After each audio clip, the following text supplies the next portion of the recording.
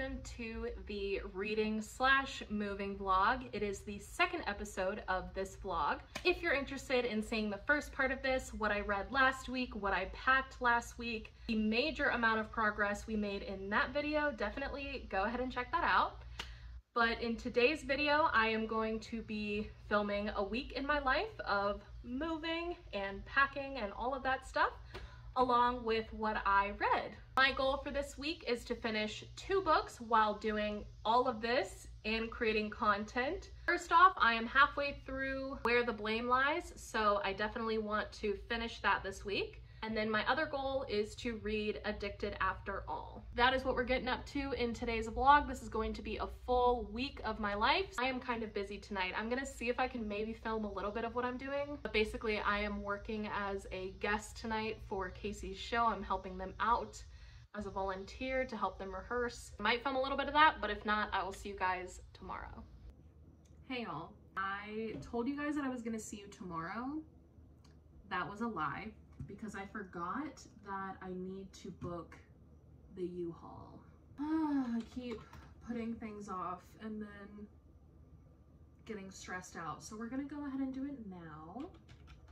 Oh my God, looking at a calendar for the pickup date is stressful. We're a week and a half away, babes. Oh my God, we're a week and a half away, oh my God. I think we're gonna go for a 1 to 2 bedroom apartment because we are in a 2-bedroom, but we don't own a lot of stuff. We could honestly probably even go for a 1-bedroom, but just to be safe, we'll do the 15-foot truck. I feel like that's gonna be too big though. Whatever. When you rent a U-Haul, they will have you click through so many add-ons. It's actually insane.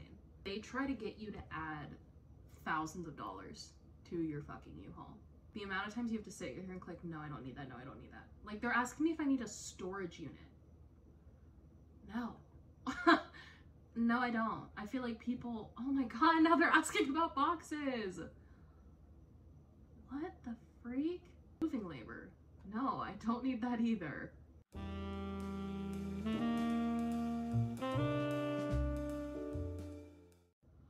Oh my God, no, I still don't need moving labor. They're asking about more moving companies. Even when you get to the cart, there's still options to add to the cart. It's like, dude, no thank you.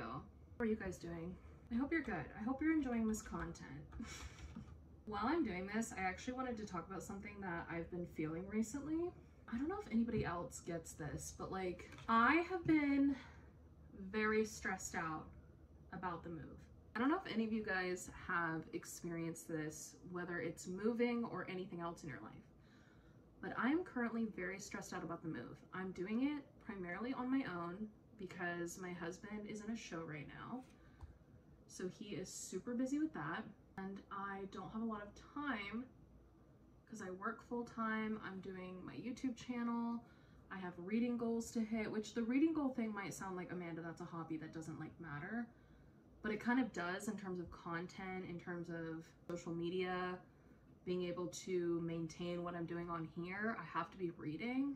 It's also just a form of self-care. And as someone with mental health issues, if I don't keep up with my hobbies and things that make me happy, on top of being productive, I get really depressed, and then it makes productivity pretty much impossible. So I have to have a good life balance in terms of all of those things, and sometimes that's easier said than done. I have been telling people like, yeah, I'm moving right now, so I'm just kind of like, when people ask how I'm doing, if I know them well enough, obviously I'm not saying this to like every single person, but people who I have a good enough relationship with, like regulars at work, coworkers, family, stuff like that, if they're like, oh, how are you doing? I'll be honest with them. I'm like, oh, I'm really good, but I'm kind of stressed out. They're like, oh, why are you stressed out?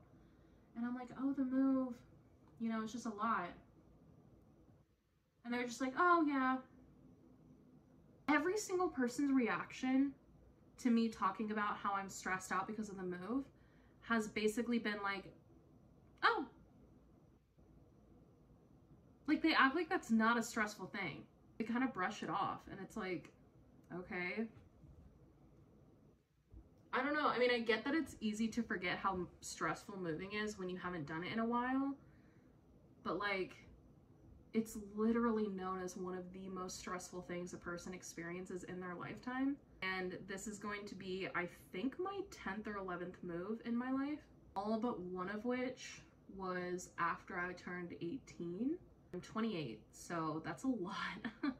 I've moved a lot in my lifetime and I'm honestly pretty sick of it. But when we moved into this apartment, I was hoping that we wouldn't have to move out of this apartment until we got a home.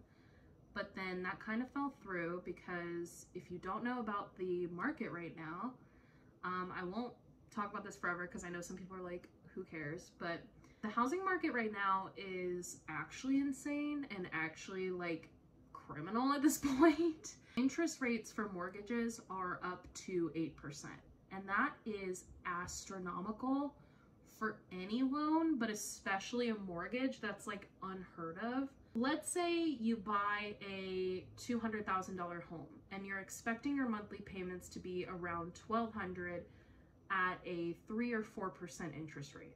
Those are just like average numbers. Your interest rate going up 5%, like 4 or 5%, is the difference between monthly paying, let's say $1,200 versus monthly paying $1,800. It makes that much of a difference. And I've done the math. I have very, very meticulously done the math. I've done the math in so many ways over and over and over again, trying to make it work, trying to figure out how to do it. And at the end of the day, until interest rates go down, it is pretty much impossible to buy a home without going house broke.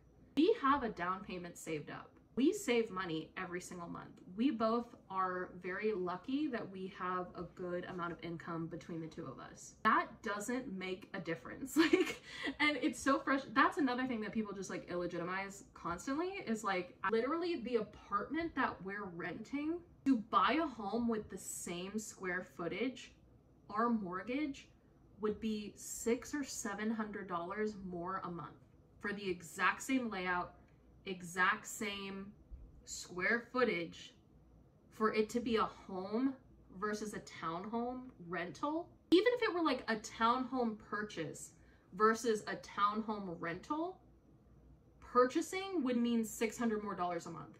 That's crazy. And some people might be like, oh, well, if you buy, that's an investment and the money's yours to keep. Not when it's all going to fucking interest. I'm hoping that this new place ends up being good, but it's like you don't know. You don't know until you're in it.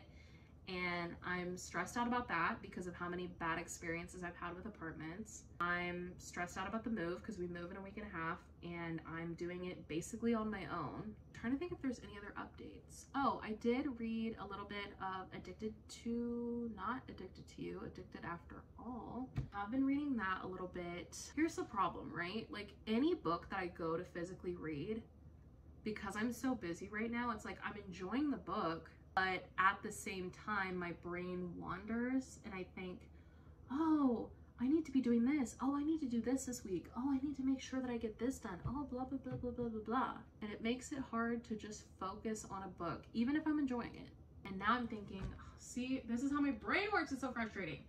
Now I'm thinking that I need to buy tickets because I told my dad that I already bought these tickets, but I didn't, for Casey's show because he's putting on a play right now. That's why he's at rehearsals like almost every night. The show is taking place at a venue that is super small.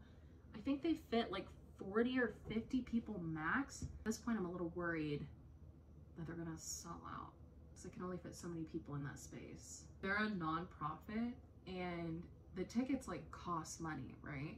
But they can't like sell them outright. So the options for reserving your seats are donate via bank account or donate via credit card. Babe, if I'm being forced to donate, is it a donation? No, but I understand they gotta do what they gotta do, okay? I was gonna say my reading update. Lord have mercy, this is all over the place. I am so sorry. Where the blame lies. I'm 70% of the way through that. I am inhaling the book. I'm not even chewing on it. I'm inhaling it. It's pretty good. I'm enjoying it. I will say, in typical Mia Sheridan fashion, the smut, in my humble opinion, feels a little too soon. Like, I don't know if any of you feel this way, but like when I read smut in a book, I need the characters to be super connected before they start doing it. Because otherwise, I'm just like, this feels weird. And like in this book, they really have not known each other long. Like when you break it down, they've known each other a couple of days and they're screwing. I don't know if I believe this from a essay victim. You know what I'm saying? Like this girl, the main character, the main female character, I should say, is a victim of horrific crimes. And then it's like, you've known this cop for a couple days and all of a sudden you're screwing him. Like, I don't believe it. Like, it is currently 9:30 p.m. So I'm gonna go read a little bit. I'll see you when I see you. Hey guys. It is currently Wednesday. I am off of work today. I decided to take the day off and got it approved and everything by my manager so that I could have an extra day to focus on content and packing and just life, because as you know, life has been absolutely crazy. Since I had the day off, my husband and I decided to go ahead and plan to get lunch together. So that was really fun. I just got back from that. We did that during his lunch break because he did work today. We had already planned to do that before this happened, but he ended up getting a pay raise today. He got a pay raise of $5,000, which is crazy. So he's going to annually be making that much more a year, which is like insane. And that goes into effect right away for his next paycheck. So that's amazing. Super proud of him and excited for him. So we were already planning on doing lunch, but then it ended up kind of turning into like a celebration. So that was fun. I just got back from that and now I'm gonna go into my local used bookstore. I'm gonna try to film a little bit. I figured this would be a nice little break because I have been non-stop editing all morning. I literally edited for 3 hours earlier today. Do I need to be shopping for books right now when we move in basically a week? No. But am I going to anyway? Yes. And when I get back, I have more editing to do, filming to do, dogs to walk, an apartment to pack. I'm a busy gal, but let's go have fun in the meantime.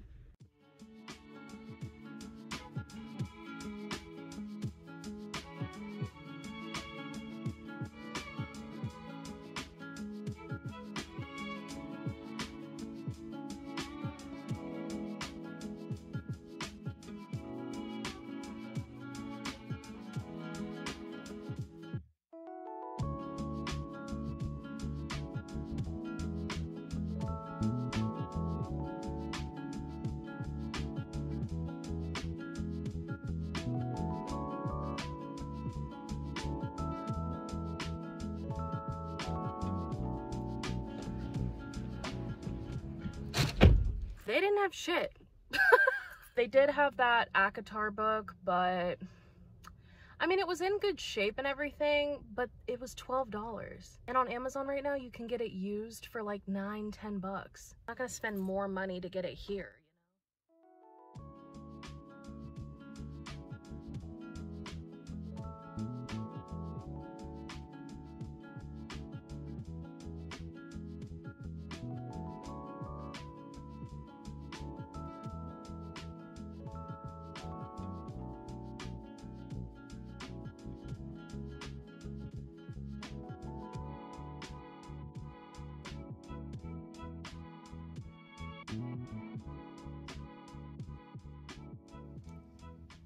It is currently Saturday.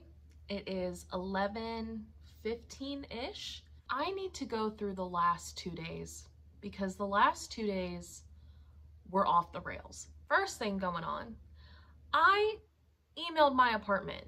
I want to say it was either Tuesday or Wednesday, letting them know like, hey, we're moving into our new place on Friday and then our lease for our current place is up on Saturday. We have already paid the month of August through our final day, right? Which is Saturday. We're not the only people who have lived here who have had a lease end on Saturday. I emailed them and just explained like, hey, we're set to leave that Saturday. I basically told them our plan of like, we're going to be getting a majority of the stuff out on Friday and then Saturday we'll make sure to deep clean and all of that. And I was asking, one, when can we schedule a time to do the walkthrough together and for me to give you the key?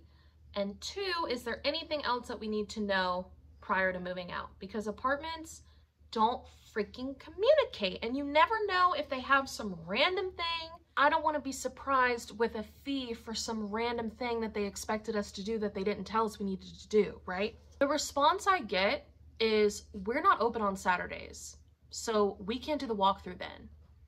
And then giving me the most basic info on like, make sure to clean the place, which I already said in the email. I already said in the email that we were going to clean. I was asking if there's anything on top of that. There was no follow-up of like, hey, we're closed on Saturday, but we can do it on Monday. Or, hey, we're closed on Saturday, but we'll have someone come out. Nothing. Nothing. Just, we're closed on Saturday. So then I emailed them back and I was like, okay, since you're not open on Saturday, when should we expect to give you the key? No response. 2 days later, I email them again. I say, hey, since you aren't open on Saturday or Sunday, can we schedule a time to do that on Monday? And then I gave the date. No response. So it's currently Saturday. I move technically on Friday, and I still don't know when to give them the key.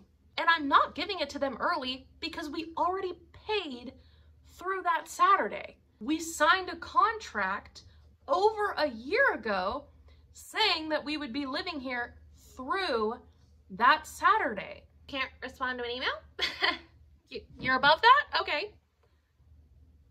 Unrelated to the move. Thursday, I go into work. I have a scheduled one-on-one. My manager tells me, oh, hey, I know we have this scheduled one-on-one, but I'm actually going to push it to later in the day so that my boss, it's kind of a confusing situation. Basically, I have a manager, my manager has a manager, but his manager is kind of also my manager, but he's not my direct line.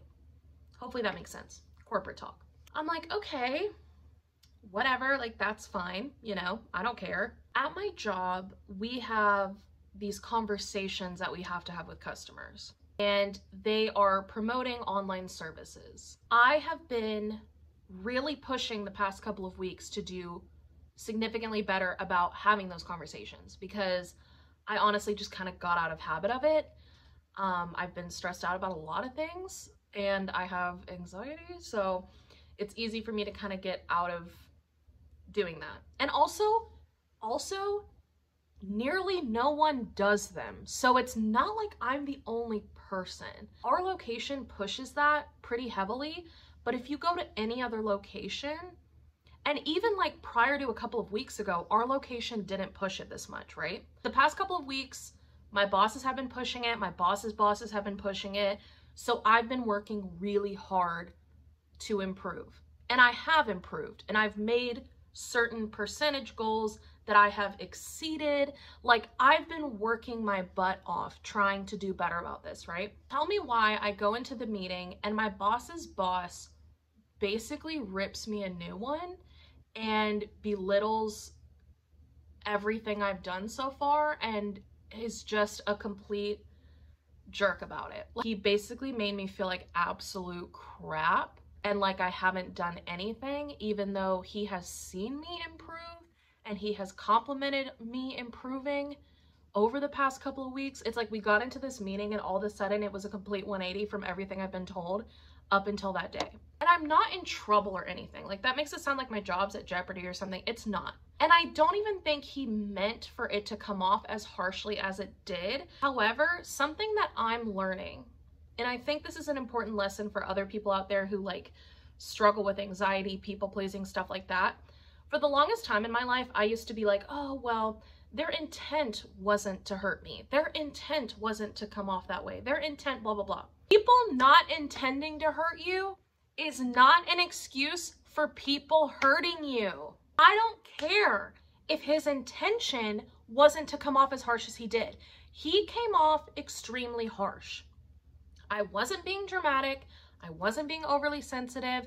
Yes, I'm going through a lot with this move and in my personal life.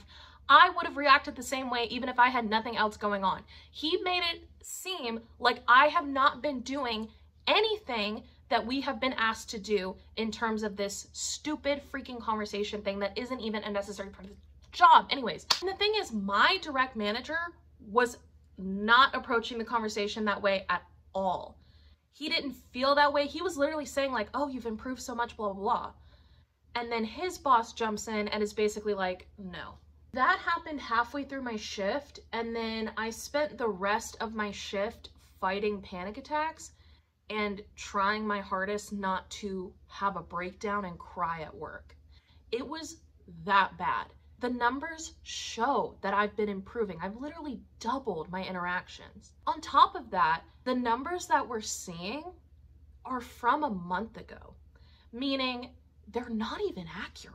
They're not even accurate to what I've been doing the past couple of weeks. They're from a month ago. So it's like you using that as a gauge to say how I'm doing currently doesn't make sense. My direct manager, who is on the floor with me and has seen what I'm doing, says, oh, you're doing a great job. I see that you're improving. I see that you're having these conversations. He's the one who's there and present seeing this. So for the other boss to like supersede that and basically be like, no, doesn't make sense. I don't know if he was just having an off day. I don't know. I would like to give him the benefit of the doubt, but at the same time, he hurt my feelings really bad and belittled me. Like, there's no other way to put it. He belittled the crap out of me. So that was horrible.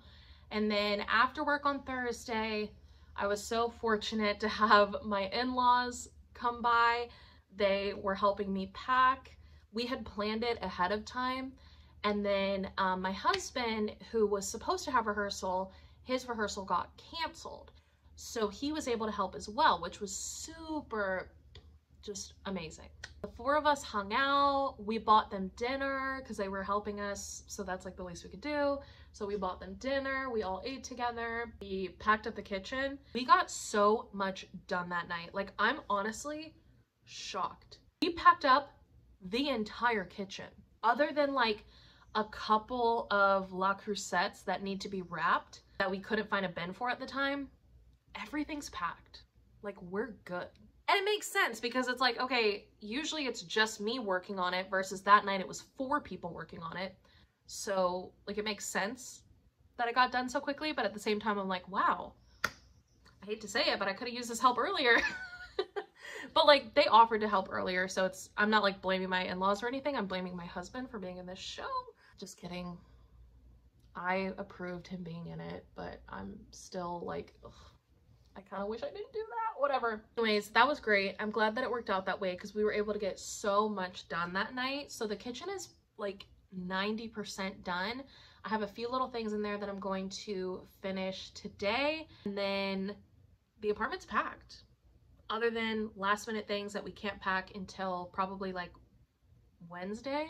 Definitely happy about that. And in general, it was good to see them. We see them pretty frequently, but anytime I see them, I end up feeling better by the end of it. So it was good. It was like I had a really horrible day at work and then I got to see them at night and they definitely improved my mood. But then more updates, y'all. Thursday night, I go to bed. I wake up at 3:30 in the morning and I don't fall back asleep until around 7.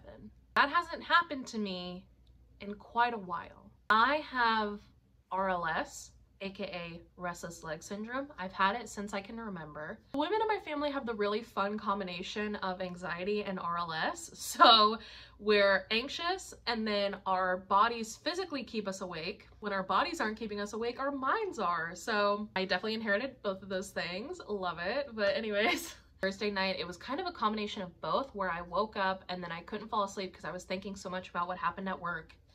And then I was trying to fall asleep, trying to calm my mind, do my anxiety methods, all that kind of stuff. And then my body physically was having restless legs. So I was like, okay, sick, awesome. Friday, work was fine.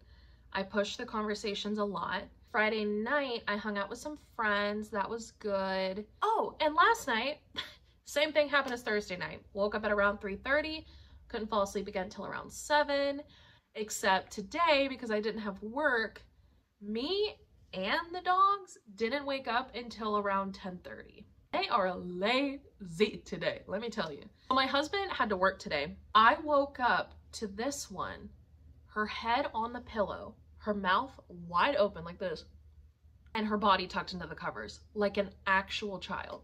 Unfortunately, because of the amount of stress I've been going through this week, there's really not a huge reading update as of right now. I've accepted the fact that I'm not going to read my whole TBR this month. Like, the TBR that I thought I was going to read was a joke, was hilarious, was not accurate. I read Where the Blame Lies. I finished it. I ended up giving it a 4-star.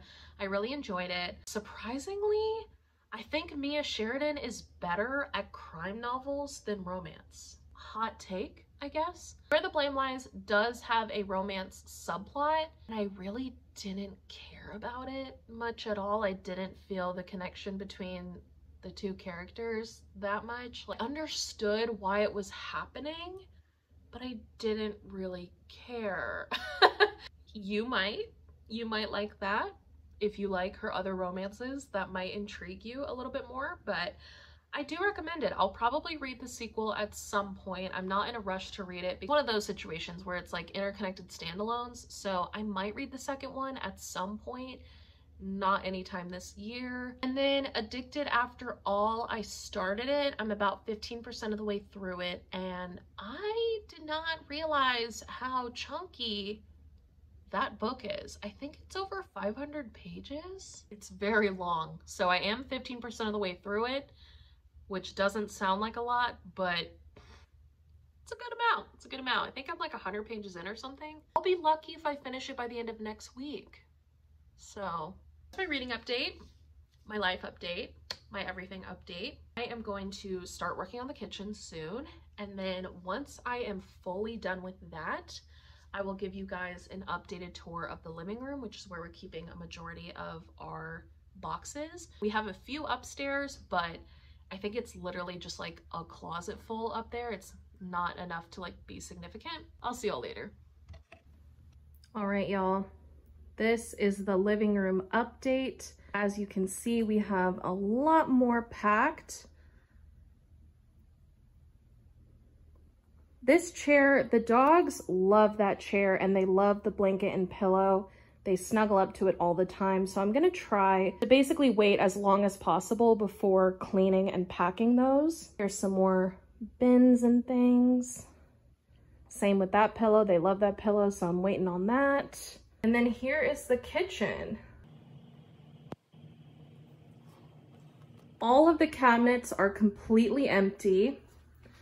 The only ones that have anything in them, this one has a little bit of stuff like mugs for my coffee in the morning, some paper plates, paper cups, plasticware for packing husband's lunches, stuff like that. Nothing in there, nothing in there. This just has a tiny little bit in here. Everything else is packed. And then there's nothing in any of these cabinets. So there has been a lot of progress made. Oh, and I have those little things I need to pack. My knife block's gonna get thrown out because we got a new one. So yeah, we're looking in good shape. These bottom cupboards are also completely empty except for a few pans for the week.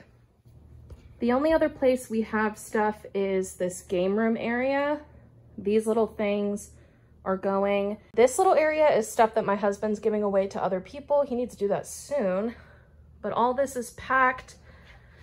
This is little stuff he uses regularly, so he's not gonna pack that till Wednesday. On this other side of the room, we have these two closets. So this first one, there's some linens up there. These are empty, but our computers are gonna go in those.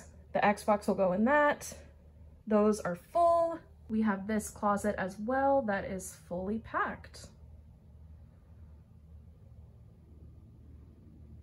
I feel like that's not that bad for two people who live together, who have lived together for a long time. We really don't have a whole lot of stuff. The only thing is that we're buying a good amount of stuff for the new place, but we aren't dipping into savings, which is actually really surprising. So it all worked out. Oh my gosh, this is all going so fast.